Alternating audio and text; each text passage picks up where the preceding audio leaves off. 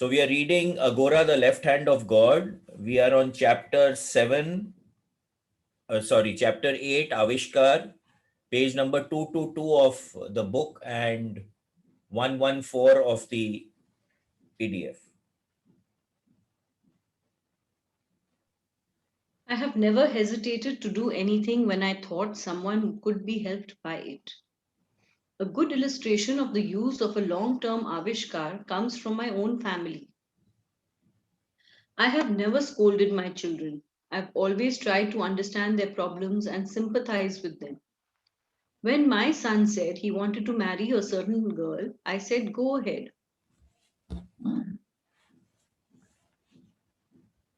When he told me he wanted 50,000 rupees to celebrate the wedding on a grand scale, he didn't bother to ask whether I had that kind of money or not.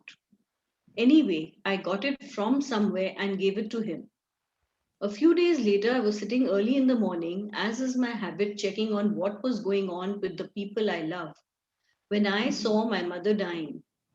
My visions have a habit of proving true unless something is done about them. The first thing I did was call my son and tell him to get married as soon as possible. Otherwise, according to the customs of our community, he would have to wait a year. I don't bother about such things, but all my relatives would. I told him not to bother about the lavish ceremony, but just to go to the marriage registry and tie the knot without further delay. Okay. So now over here, this is one statement here. A few days later, I was sitting early in the morning, as is my habit, checking on what is going on with the people I love. So what was he doing? So this is also a point that a guru makes, right? I said, we've talked about this many times, that once you become the guru of someone, then you become responsible for that person, technically speaking. So you have to keep a watch on that person. So what is Vimalananda doing over here? In the morning, he is looking at what is happening with all his loved ones and figuring out what needs to be done to help them out. And in the process, he actually sees that his mother is going to pass away and his son is going to get married. So it's going to affect his marriage. So he tells his son to get married quickly. So this is what a guru does, right? You can actually visualize and figure out what is happening with a person in remote. Okay, so it's a kind of a remote viewing process, but not exactly that.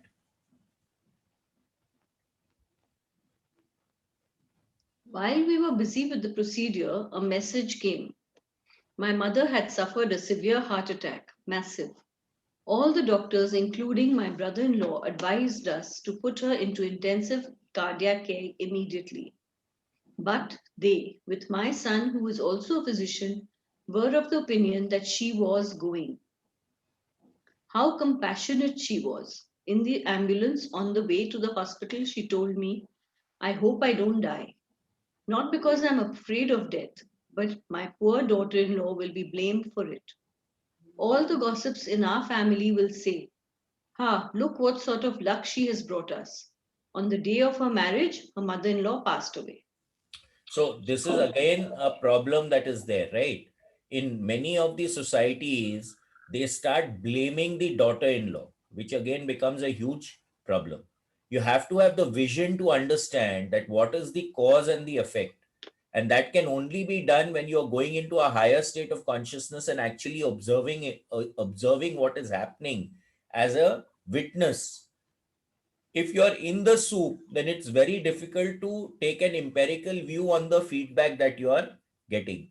You have to have a witness attitude and then deal with whatever feedback you are getting.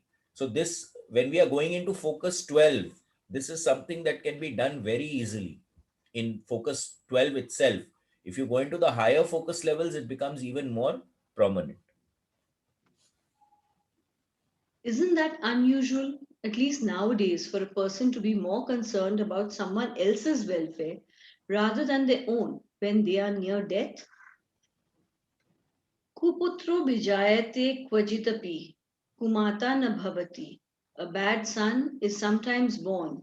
There is no such thing as a bad mother. Unfortunately, Shankaracharya, the author, was wrong when he composed that line. In Kali Yuga, Most physical mothers are bad mothers, especially in the West. Here, at least, we still have strong family ties. But in America, when the child comes of age, the parents tell him, "Now go out and take care of yourself. We are finished supporting you." How could any child not become bad with parents like that? So this is again an issue. In my view, no parent or mother is bad, at least in the Indian context, because your parents are basically the people who will always look out for your greater good. They are not going to look out for they're not wanting to harm you in any way. But having said that, in Western societies, as soon as a child becomes, I think, 15 or 16, their parents start telling them that now you have to get out and you have to start looking after yourself. Okay. So in our culture, the parents, so there's a family bonding, the family supports each other. In the Western countries, it is much, much less. And in the case of boys like my Ravi who have good parents but have gone astray, it is only because of the loving kindness and forgiveness of the parents that they have been saved at critical moments. Had it not been for parental teachings protecting the mind from complete degradation, where would such prodigal children end up? So again, it works. I think in my view, it works both ways. If you pamper the children too much, again, it is a problem, which is happening nowadays. Nowadays, you have one child and then you pamper the child, over pamper the child, and when the child goes out in the world, big problem because they don't get everything that they want. Having said that, the protection and the love of the parents is something that should always be cherished. A good mother can make all the difference in a person's life. Motherly love is the finest, highest form of love. Our Vedas say that the mother is the first guru. The Muslims say that paradise lies at the feet of the mother. A bad mother, though, is the gate to hell. Why? What sort of mother will tell her child, "Get out, earn money, enjoy your life, and forget everything about everything else?" If not one who is uninterested in the child's ultimate fate. This is not motherhood. It is mere rin anubandhan, where rarely do you find a saint who had a bad mother, and he or she could become a saint only by Guru's grace. Today, a real mother, Sumata, is very rare, so the lack of love in the world is not surprising. Motherhood is inherent in a woman's body, but it must become conscious for the emotion to manifest itself. There is a big difference in physical and emotional motherhood. So again, the attitude that the mother carries vis-a-vis her children becomes extremely important. I have been lucky in so many ways, but I was really lucky in having a mother such as I had. She was a Gyani, a woman of true knowledge. She was worshipped by 500,000 people as a goddess. She never claimed to be a goddess, of course, but people treated her that way. She had ashrams in Sikandrabad and in 22 other cities. But besides that, what a wonderful woman she was. When she was dying, she was fingering her rosary, repeating her mantra, in spite of being in great pain. The day she died, she fixed food for my father. They lived together for 67 years, and he never took any food not prepared by her hand. So again, it's a concept of muscle memory, right? So the more adhyan you do, the more practice you do, it becomes your normal state of consciousness. So even when you were in pain, she was still doing her jap. Okay, because she had practiced it so much that it became an involuntary action. Because in pain, if you want to do something which is not something that you've practiced, it becomes very difficult to do. So naturally, she's been practicing doing her japmala for a very long time. Just as she was dying, my father was sobbing. She asked him to come over to where she was lying and told him, "What are you doing? Haven't you always told me that suffering is only elimination of karmas? So what is there to cry about? You should be happy instead." Imagine remembering that at the moment of death, when most people can't remember anything. So again, it is being consciously aware at the point of death. So instead of fearing death, you are actually embracing it as an event in your life, which you still use to grow and learn. My mother always had good advice for me. Once I was feeling low because a friend had let me down quite badly. I went to see my mother and told her, "Give me some pan." I always loved to take pan from her hands. She said to me, "Why are you so miserable?" I told her, "Please put down your rosary for a few minutes and listen to what I have to say." Once a man found a little doll in the street. It was very dirty and broken in several places. He took it home and washed it and mended it, put nice clothes on it, and kept it with him. He and the doll enjoyed each other's company for several years. But one day the doll found some other man and ran away. And now the first man, the man who retrieved and took care of the doll, is very sad. My mother just smiled at me and said, "That man should realize that a doll from the street belongs to the street. It is not possible to change its nature. That man should forget all about external dolls. Instead, he should seek and play with the little doll that is there here in everyone's heart, because that doll will never fail him or be untrue to him as long as he lives. Other dolls will break or run away, but this one is always there." How beautifully she put it. She was right. There are two words to describe the world: wretched and thankless. That's all there is. So again, he explained something by metaphor. So many times, you want to understand or address something. Metaphors is a beautiful way of actually explaining things. Anyway, at the hospital, the doctors were telling me she couldn't last long. I lost my temper. Fortunately, a friend was with me and he cooperated. Everyone else was busy otherwise.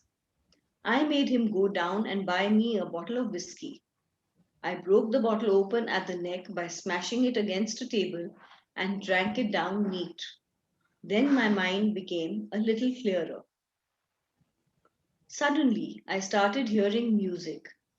I realized when I went over to the window that it was Kavali, a variety of popular song sung by Shankar and Shambhu. "Oh," I said to myself, "now there is nothing to worry about."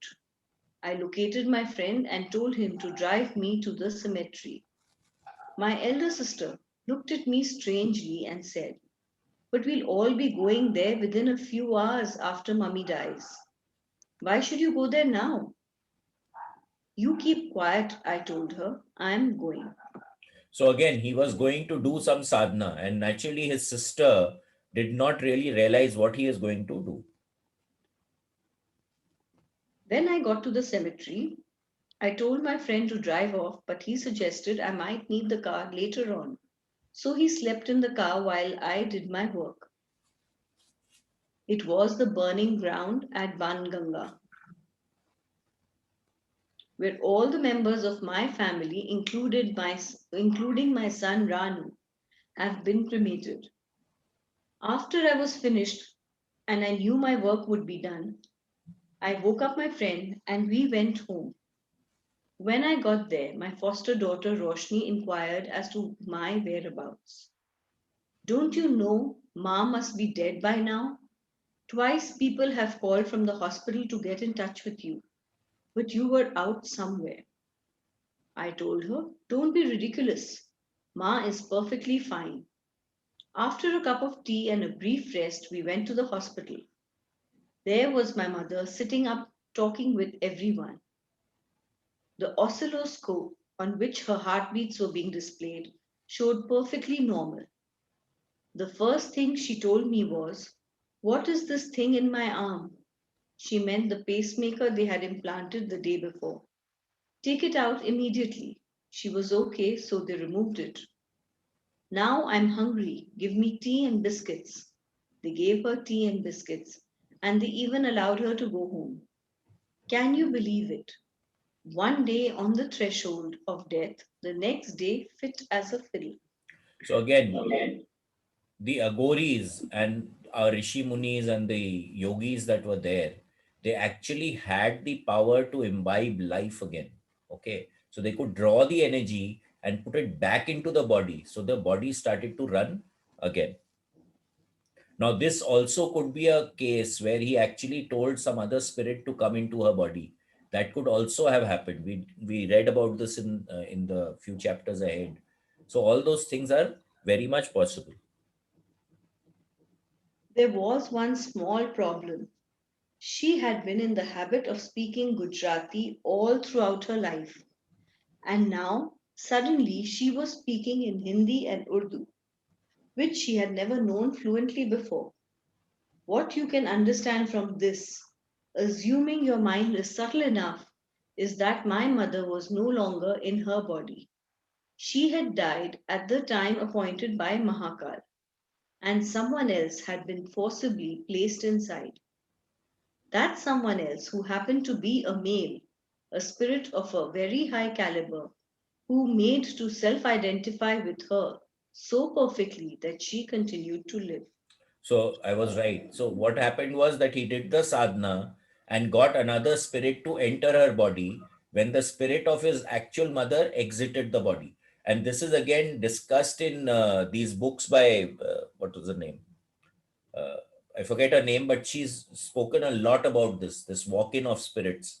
So this is something which can actually happen. When we reached our house, my father came to the door and greeted her in Gujarati. She replied in Hindi. He asked her in Gujarati, Vimu, that was his pet name for her. Vimu, when have you started speaking Hindi? She replied to him in Hindi. I know Hindi perfectly. Why shouldn't I speak it? I took her, or rather him, aside and said, look, talk in Gujarati if you don't want to cause a big brouhaha. So the author's name is Ruth Montgomery. I just remembered. And naturally, now the spirit who has come in normally doesn't speak in Gujarati and suddenly speaking in Hindi and Urdu. So naturally, everyone around that person is going to get, what the hell has happened over here. So naturally, Vimalanda knows what he has done. So he goes and tells the spirit that, Bhaiya, you better speak in Gujarati rather than in Hindi unless you want Jamila over here. After that, she was absolutely fine for 4 to 5 months. My son had his glittering reception. Everyone was happy. Only my elder sister, who has always been a troublemaker, tried to ruin things by insisting that a pacemaker be implanted in my mother's chest. To forestall any further deterioration was the explanation, or some stupidity like that. When she is fine, why torture her with an operation? But they operated and she died on the table. The surgeon was saying, oh, please don't die. It'll be a stigma for me. He began to massage the heart. Fortunately, I was there. I rushed into the operating theatre and gave the heart a good solid blow from my fist, and it started beating again. This was not a medical procedure, really. It was a way to remind my friend to do his work properly. So again, you have to be at that level of consciousness to be able to actually communicate. So Vimalananda was communicating with that spirit who had occupied the his mother's body, and the doctor was trying to heal the physical body. So there's a very big distinction over there. Many of my friends met my mother during this period, and they were most amazed at the conversations she would have with them. She would discuss how metals are formed deep down within the earth or how the conditions are on other planets, things she couldn't possibly have known. Of course, she wasn't talking, don't forget that.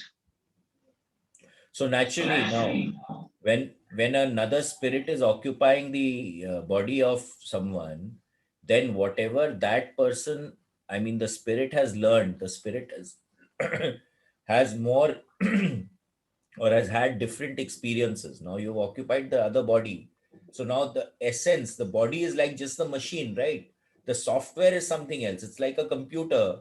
You have the same dhacha, but if you put a different program, it will run totally differently. So you have a Windows program, you have a Windows 7 program, or you have a Windows 10 program. The two programs are totally different. So naturally, the operating system is different. So one spirit is, let's say, Windows 7, the other one is Windows 10. Now, if Windows 10 is come in, it can know more than what Windows 7 knows. So naturally, the mother was talking of stuff that she did not know about when the mother's actual spirit was occupying the body. Finally, the spirit that was within her came to me one day and said, "Now look, enough is enough. I've done your work for you. What is your idea? You think you can make me stay here permanently?" Strictly speaking, I could have, but it would have ruined our friendship. So I agreed. I selected a good day for my mother's death, the day on which Kapil Muni gave Gyan to his mother. As the auspicious moment approached, the spirit left the body of mother, and my mother returned to her body. She had been kept in a safe place during those months, reviewing her life, removing all delusions. That is why, when she was gasping out her last few breaths, she could remember the name of her Guru, Haranath Thakur, and repeat it, Hara Hara Hara. Now, as I have told you before, Hara is one of the names of Mahakal. How many people have ever died with the name of the destroyer on their lips? Too few to mention. So I think she was lucky. So now, what happens to us every day that we go to sleep, according to the Monroe Institute Philosophy and Robert Monroe in his book, I think we'll read Far Journeys next, where he talks about night school, right? So all of us go to night school when we go into deep delta sleep. So now over here he says that where his mother was kept safe and where she was learning and removing all the delusions that she had. So his mother's spirit was in the school learning stuff and she was safe. And Vimalananda had access to her. So now, when this spirit who was he had made to occupy his mother's body came to him, he understood that I cannot, break a friendship with him because again, it's a contract, it's a negotiation, it's a discussion. That spirit was helping Vimalananda. Now, if he forced him to do it, it could become adverse. So she allowed that spirit to transcend and the mother spirit to come back. Interestingly enough, when we took her for cremation the next day, she was looking rosy, absolutely healthy, and rigor mortis had not set in. My son, who is a doctor, became bewildered about the whole thing and asked me, "Papa, is she really dead?" I told him, "Yes, this time she's really dead and we burned her." So again, when there is an evolved soul, this I have seen again and again when people pass on, if the soul that was occupying the body is at a higher evolution, rigor mortis takes time to set in. The body will remain supple. Okay. In our culture, we have a system where after the body dies, when we are taking the body before going to the ghat, we actually take the hands and put it behind the person's back. I don't know what the ritual significance is. Maybe that you don't have hands, so you can transcend or make that journey faster. But at times it becomes very difficult to take the hands back because the body has become absolutely stiff, and in other cases it is absolutely supple, right? So I have seen that the higher the level of consciousness of the person, the more supple the body is. So over here he clearly says she was looking rosy, absolutely healthy, and rigor mortis had not yet set in. So it showed that his mother had evolved into a higher state of consciousness when she came back to occupy the body. Her level of consciousness had actually gone up, or maybe she was already evolved when he took her out of the body. I had warned her long before she would have to suffer at the time of death. That's just the way things were written in her destiny.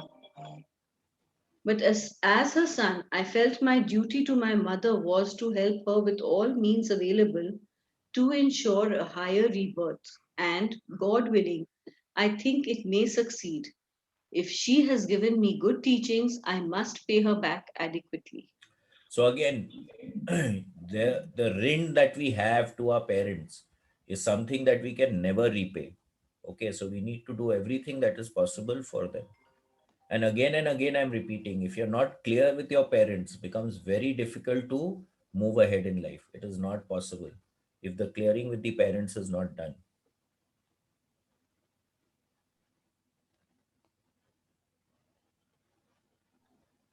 Very few Aghoris are really terrible. Most are soft as foam because they know all about suffering.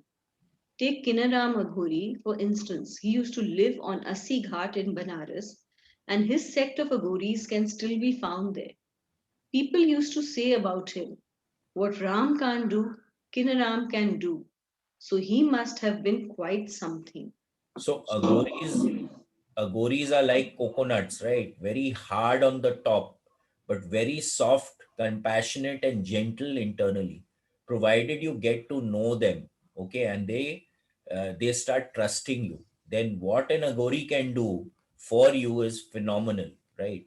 Again, but we need to figure out whether we want growth at the material level or we want growth at the spiritual level.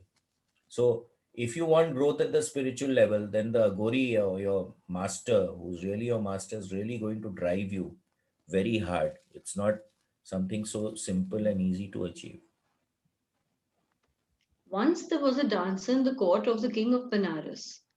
One day, when she stretched her leg up higher than usual, everyone noticed a white patch on her thigh.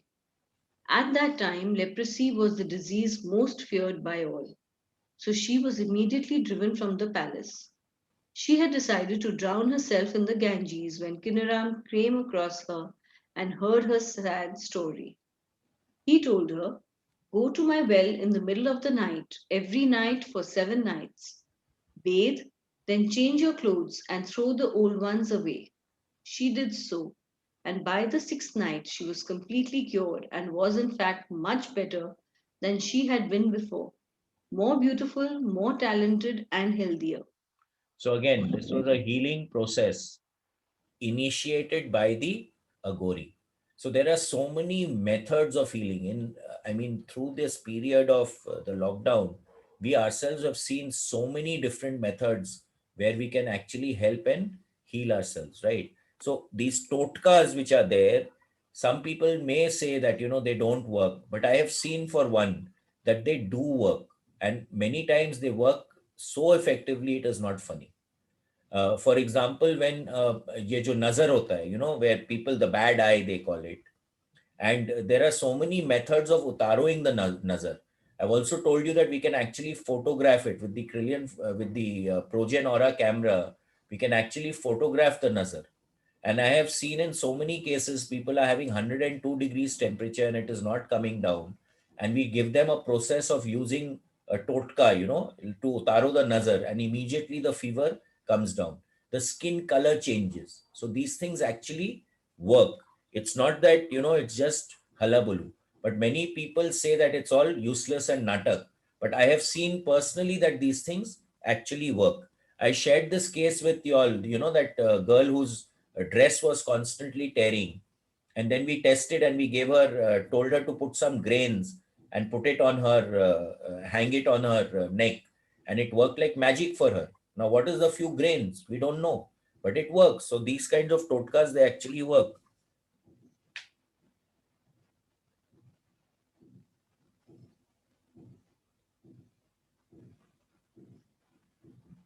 Kinaram invited everyone in Benares for a dance program. He was very fond of music himself and played the sitar. When the girl danced at this program, everyone was enraptured by her performance and wanted to know who she was. The king was especially interested. Kinaram told the king, don't you know who she is? You should. Look closely. She is the dancer who you threw out of your palace. And Kinaram got the two of them married also. That was Kinaram, unique. Don't be deluded by the ease with which Kinaram cured the girl. He knew exactly the burden of her karma he would have to bear, and he was willing to bear it. You can get yourself into a lot of trouble if you perform penances, develop good spiritual powers, and then use them without any regard for the consequences. So again, this is important, right? If you take on the burden of someone else, the energy is never lost, right? Energy will transmute, it will transform, but it is never lost. So 2 plus 2 has to equal 4 at the end of the day. So many times you can overstep your boundary. You have to know what your power is and how much you can tolerate, or you have to invoke someone else to be able to handle that issue for you. But at the end of the day, what goes around comes around. That is something that we need to really understand. You have to be just like a snail walking on a razor blade if you want to do Aghora sadhanas. Any other beast than the snail would be cut, but the snail moves very slowly and never deviates from its path. If it ever veers, well, that's it for the snail. If you want an example, here's a story. So again, you have to be very precise. You have to be very, very conscious of what you're doing in your sadhanas when you're doing the Agori path, right? Because one deviation will throw you off totally. So one deviation here, it's like, this destination is pretty far away. So if you deviate by just 1 degree here, going forward, it can become a very big diversion. So you have to be very, very clear about what you're doing. Once upon a time, there was a guru who was traveling about with one of his disciples. Having reached a certain town, the guru stopped beneath a shady tree and sent his disciple to beg the day's dinner. As the boy cried, give alms here and there, he was invited into the house of a certain lady who prepared food and served it to him. The boy said, I can't eat food before my Guru Maharaj does. But the woman replied, don't worry about it. I'm packing his lunch, and as soon as you have finished yours, it will be ready for you to take to him. The boy gobbled down a delicious dinner and then said, well, I am satisfied. Now, is there anything I can do for you? There is just one little thing that you might do for me, said the woman. Speak it, and it shall be done, said the boy. I have no child to rear and love. Give me a child.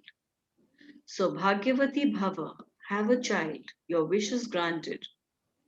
Having dispensed this royal favor, the disciple picked up his guru's lunch and set out to deliver it. When he arrived, his guru asked him about his day's adventure in town. The boy said, O Maharaj, a beautiful lady called to me and provided us food. I ate my portion there and have brought the rest for you. All right, said the Guru. And although you forgot that you are to eat after I do, it's all right. I forgive you. What else happened? The lady, after giving me my food, asked one little boon which I granted. She wanted a child. Said the Guru. So you have developed the siddhi of having all that you say come true, I suppose. Did you grant her this on the strength of your own power? No, no, of course not, Maharaj. I guaranteed it on the strength of your power, so that she could know what a great guru you are, said the boy, who was really more interested in his own fame than in anything else. Well, well, well, said the guru,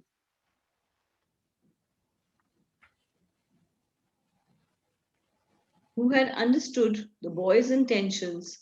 You leave me no choice. Someone has to be found to go into that woman's womb. You will die and be reborn as her son. And that So is the way it happened. so many times what happens is that disciples, they want their own fame, and then they they put the gun on the guru's shoulders and fires without really understanding the consequences and the wider picture that there is. So this is also something that we need to be very careful about. When we start doing sadhanas, ego is something that comes in very easily. And that is, you have to be very, very watchful about the ego. And that is the way it happened. Watch out. Don't fool around with things you can't handle. The boy in this story was a fool.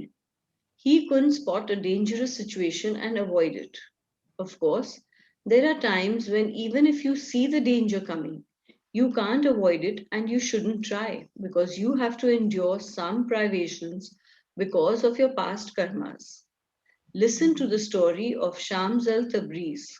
So again, you see what, again in the Gita also it said that become the witness, allow whatever is happening to happen, do your karma, right? Now, if you operate at a higher state of consciousness, then you have a bigger picture about what is happening.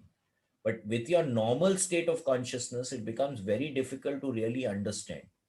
So, accepting what is happening is, I think, the best strategy that is there that we can actually have, because the universe is never going to put into your life or make you or manifest in your life something that is not for your greater good. So, the moment we start understanding that and start operating from acceptance, a lot of the issues that we have, that automatically gets taken care of. Because whenever you have an issue, there's a conflict between your desire and what is happening.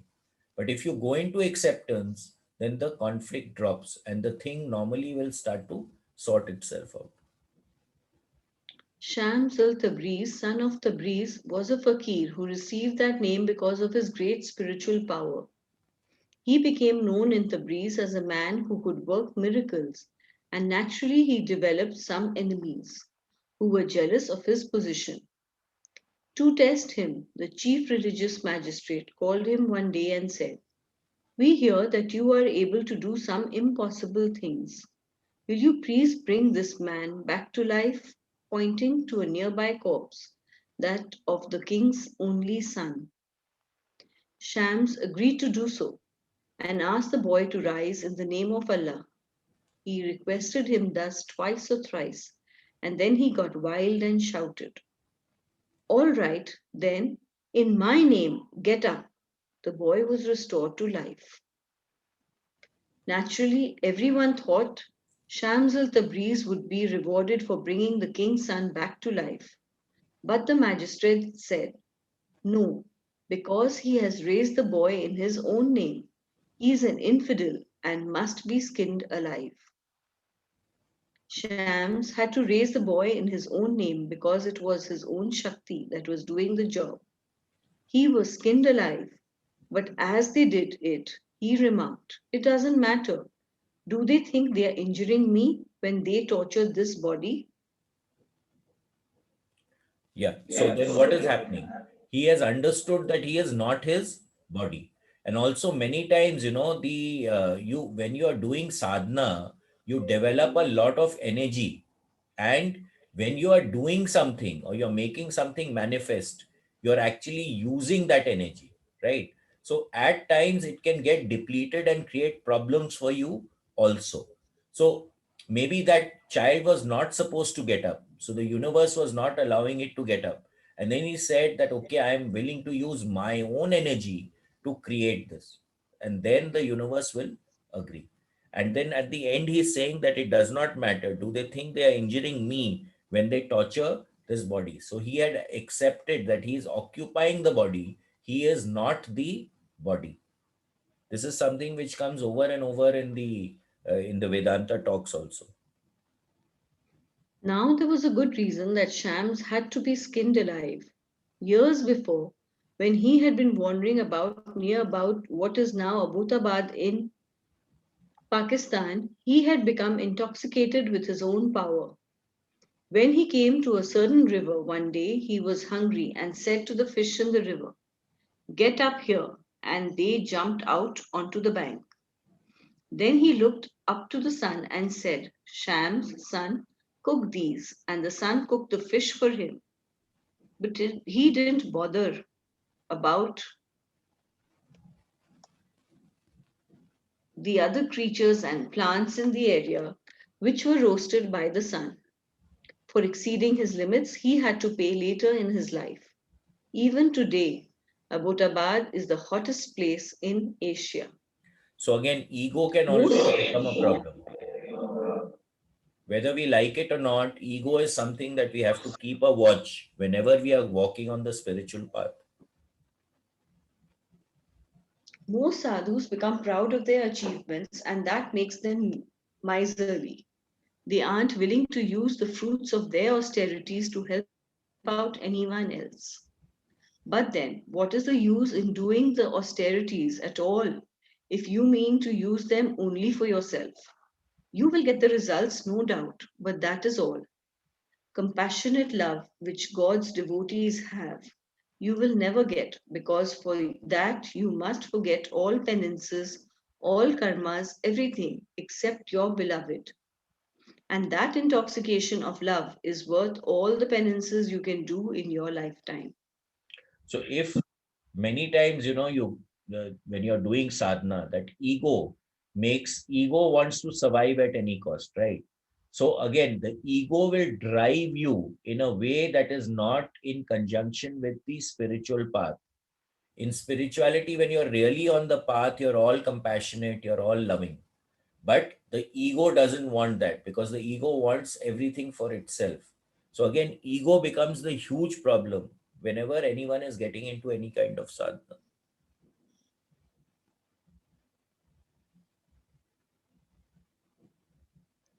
One day, King Janak was taken to heaven by a messenger of the gods. While there, he asked to see hell, which he had not seen before. A demon was summoned, and Janak was taken to hell. When they arrived, Janak was surprised to see that everyone there was happy and smiling, but the demon was even more surprised because everyone in hell is supposed to be in agony, miserable. When the demon asked for an explanation, one of the inhabitants of hell replied, when we look at him, meaning Janak, we feel that he is bearing our karmas for us, so that soon all our evil karmas will be finished and we will also be able to go to heaven.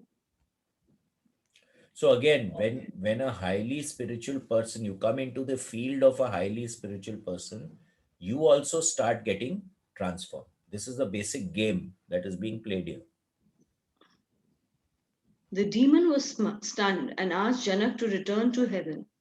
The spirits of the dead said, no, don't go. Please stay with us.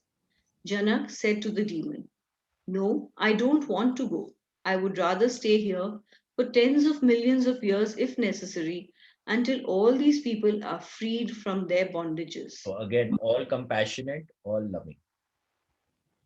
When Vishnu heard this, he was amazed and said to himself, even though I am the preserver of the worlds, still I haven't done as this man has. Then Brahma, Vishnu, and Shiva performed Abhishek on Janak and blessed him. And one of the results of the blessings was the birth of Sita, Ram's wife. This is the way a real Aghori feels because he has endured so much suffering himself. He knows how miserable other people are who don't have the spiritual advantages he has, and because of his compassion, he tries to help them face their problems fearlessly, whether or not he does anything else concrete to relieve their sufferings. To overcome fear is a great thing because Maya is not really dangerous. She has no teeth. She tries to scare everyone, and usually she succeeds. But if you refuse to be scared, then she has no power over you. So again, very clearly put over here that fear is a offspring of Maya. And whenever we are enmeshed in Maya, there is always fear, anxiety, fear of loss, fear of getting hurt, fear of death. All these things come when we are enmeshed in Maya. The moment we face our fears, we transcend it, then we can transform and overcome whatever Maya is creating for us.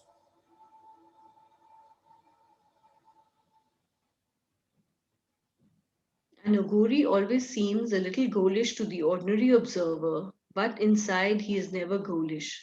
He is simply acting according to his inherent nature, without hindering it in any way. Besides, since his friends and colleagues are spirits and other ethereal beings, shouldn't he seem ghoulish? The whole idea of Tantra and Aghora is transmutation, whether you make use of the Shaktis of spirits or deities or magical plants or whatever. Transmutation is the goal. That is why some tantrics practice alchemy and learn to transmute one metal into another in preparation for transforming themselves. So again, all the practices are for ascension, are to expand consciousness, are to be able to transform yourself to a higher state of consciousness. Agouris don't bother about such piffles. If they want gold, they'll piss on a rock and it will become gold. Tantra is limited by time, space, and causation, but Aghora is beyond all triads, all dualities, beyond all limitations. Tantra is just the preliminary finger exercises a musician performs to train his hands. Aghora is the full flowering of the musical talent. So Tantra is more based on rituals, on ritualistic practices. But Agora is based on actual experiencing. So naturally the Agora is at a higher state of consciousness than a practitioner of Tantra. Tilang Swami was the pride of Banaras. He was Mr. originally a Paragraph. Brahmin. Huh? Mr. Paragraph. Sorry. For example, remember Telang Swami? By the force of his austerities, he had developed the ability to transmute his own excreta into purified substances. That is why he could worship in the temple with his own urine and feces. When the Veda calls for Ganges water, there is no alternative but to go to the Ganges and get the water. Telang Swami did not need to bother. He could create Ganges water within himself at any time. So again, Agoris have the power of transmutation.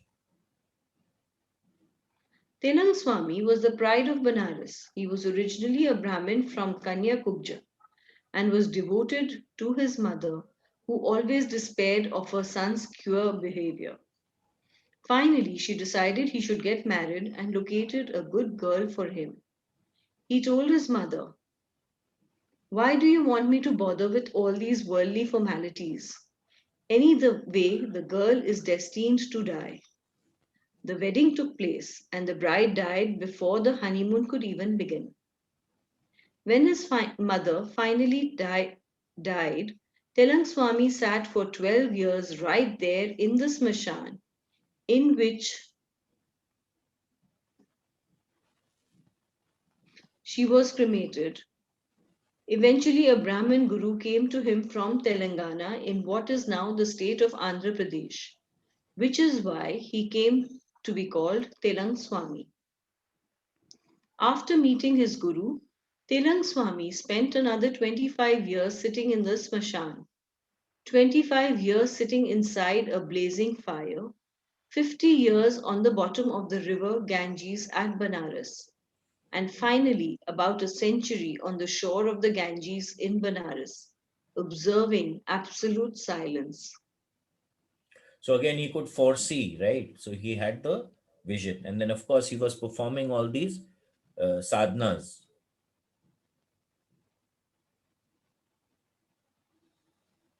He made it a habit to worship at the temple of Annapurna, the goddess of food, using his urine and feces as offerings. You know what happened the day he decided to do it at Kashi Visheshwara. After the king's dream of Shiva, the king sought out Telang Swami and asked to be taught something. Telang Swami agreed to come out with the king in his boat, and as they floated down the river, Telang Swami sat quietly listening until the king started to talk something out of his wits about what belonged to him. Suddenly, Telang Swami grabbed the king's sword and threw it into the river. The king was flabbergasted and asked, "What have you done? That was my symbol of authority, And besides, it was an old family heirloom, priceless. Telang Swami reached into the river and pulled out two swords, one exactly like the other, and said to the king, "Pick out your sword." Then the king understood that he could not even recognize that which he claimed as his own. Wasn't that a good way to teach? Telang Swami was a Siddha after all. Ramakrishna Paramhans met him. Then Ramakrishna's disciple Vivekanand met him, both before going to America and also after returning. Even after Vivekanand's death, Telang Swami went right on living. That's how I was able to meet him. Finally, he did decide to take Samadhi. His devotees nailed his body into a coffin and cast the coffin into the Triveni Sangam, the meeting of the Ganges, Yamuna, and Saraswati rivers at Allahabad. As soon as the coffin entered the water, someone looked up and saw Telang Swami standing unconcernedly on the opposite bank of the river. Then he disappeared, and no one has seen him since.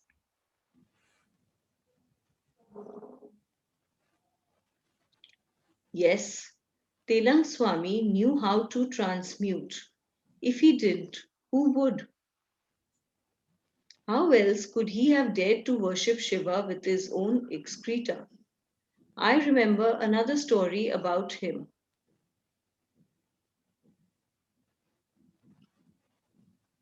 One day he was standing naked, minding his own business, when some English official came by and was scandalized by the sight of this nude behemoth of a holy man and ordered him to be brought to his office for questioning. Back then, when the English were ruling our country, they enjoyed ridiculing our customs and sporting with us because we couldn't fight back. This official decided to have some fun with Telang Swami in the privacy of his office and said to him, "Will you eat what I eat?" Telang Swami did not bother to speak, but merely nodded his head in the affirmative. The official then uncovered a plate of roast beef and ordered it and offered it to Telang Swami. Now you know that Hindus never eat beef. Some would fly into a murderous rage if they were even offered beef. But Telang Swami did not bat an eyelid. He ate the beef and then he said to the official, "Now, will you eat what I eat?"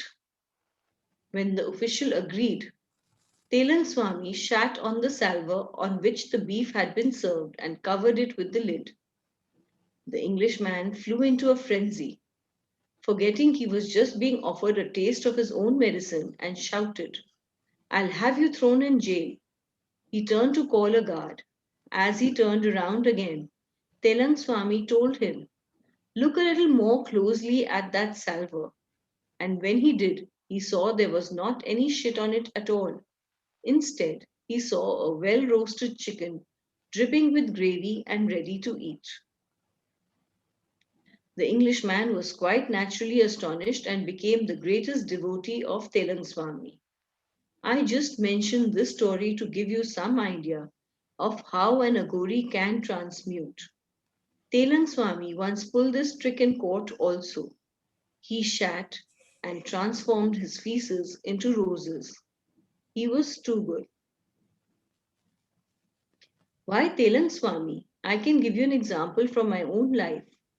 One day I wanted to drive from Bombay to Pune, but I had no money and there was no petrol, gasoline in my car. I had a humble super snipe at that time. A naked Aghori by the name of Mangal Giriji happened to be with me, and when I explained my problem to him, he said,